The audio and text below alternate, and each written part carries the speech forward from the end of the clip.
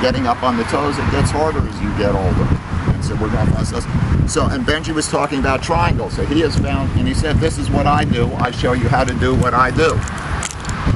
And I know all of you here have heard me speak of the importance of triangles. If you look at the foundational progression for dog brother martial arts, we start with the krabi krabong that we learn to step through forward and backwards with power. And then the next thing that we do is the dos triques, which teaches us to move on the triangles.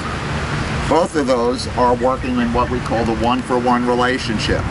For every motion of the weapon, whether it's a block or a strike, we take a step. This can mess with ego, because if you've been, if someone who's been, yeah, I can do, oh, look at this, I'm cool. And the other guy doesn't know anything, and you just, oh, I can just step aside. The speed of the fight is the speed of the feet.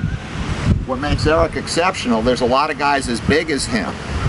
There's a lot of guys, not many, but plenty of guys who can swing really hard. But when he moves, how thoroughly integrated it is with his feet.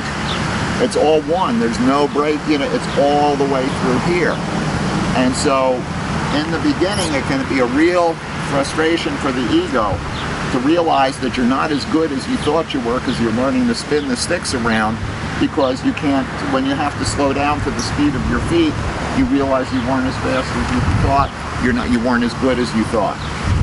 And basically you got to deal with it. So for me, in my evolution, is I came out of this knee injury. This was 92.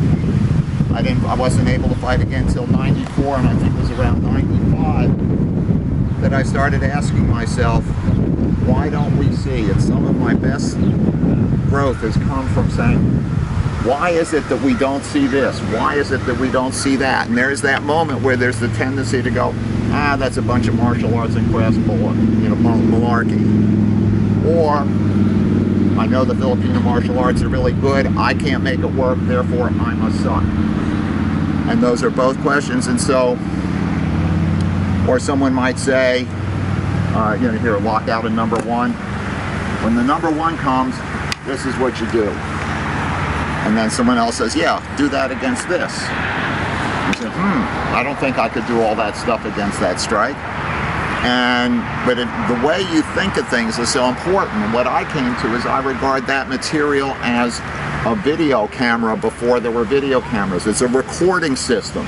When you find yourself here, you can start looking for these options. So if he has plumb on me, say plumb, he's coming behind a roof block or something, if I start slamming him here like this until he feels like letting go, now I recognize being inside this arm, there's an option here. Now I might get that really cool bitchin' martial arts and crafts move.